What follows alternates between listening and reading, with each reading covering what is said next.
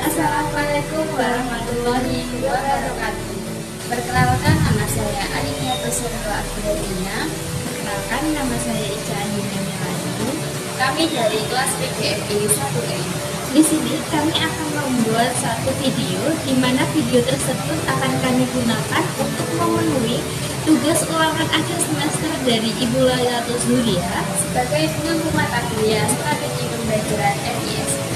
Nah, sebelum kita masuk ke pertanyaan-pertanyaan yang diberikan oleh Ibu Lailatul Zuhriah, kami akan menerangkan sedikit tentang apa itu mata kuliah strategi pembelajaran SD dan MI.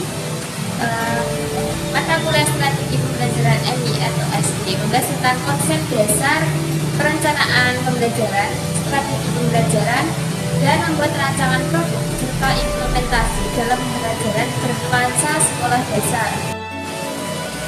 Baik, itu tadi perkenalan singkat dan juga sedikit penjelasan mengenai mata kuliah strategi pembelajaran MISD. Baik, langsung saja kita ke pertanyaan yang pertama. Apa perbedaan model pembelajaran, strategi pembelajaran, metode, dan teknik pembelajaran? Baik, yang pertama ada metode pembelajaran, yaitu cara yang digunakan untuk mengimplementasikan rencana yang sudah disusun secara nyata dan praktis untuk mencapai suatu pembelajaran. Yang kedua ada strategi pembelajaran, yaitu suatu kegiatan pembelajaran yang harus dikerjakan oleh guru dan siswa agar tujuan pembelajaran dapat terjadi secara efektif dan efisien. Untuk yang ketiga ada model pembelajaran, yaitu bentuk pembelajaran yang tergambar secara awal sampai akhir yang disajikan secara khas oleh guru. Yang terakhir ada teknik pembelajaran, yaitu cara yang dilakukan seseorang dalam mengimplementasikan suatu metode secara spesifik. Baik, kita langsung saja ke pertanyaan yang kedua. Narasikan strategi pembelajaran yang tergolong Teacher Centered Learning atau TCL dan Student Centered Learning atau SCL.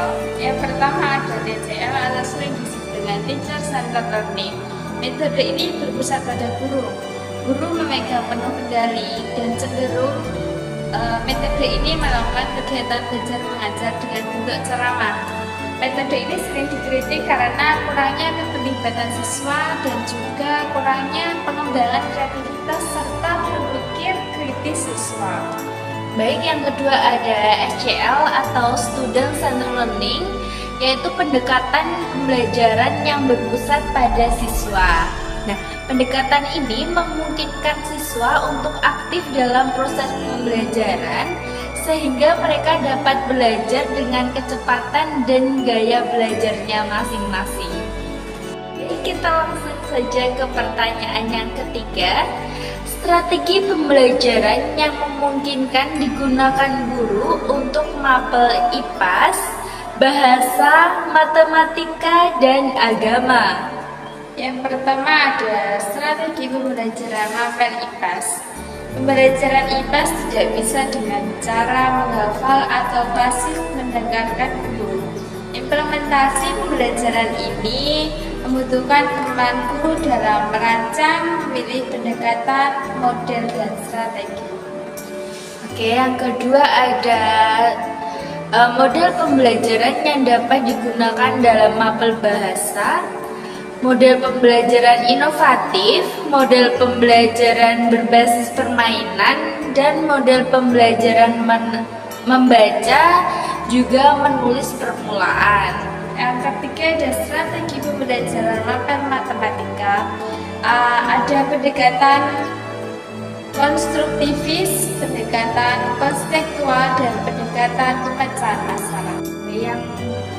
Yang terakhir ada model pembelajaran yang dapat digunakan dalam mapel agama, yaitu pembelajaran berbasis masalah, pembelajaran kooperatif, dan pembelajaran berbasis proyek.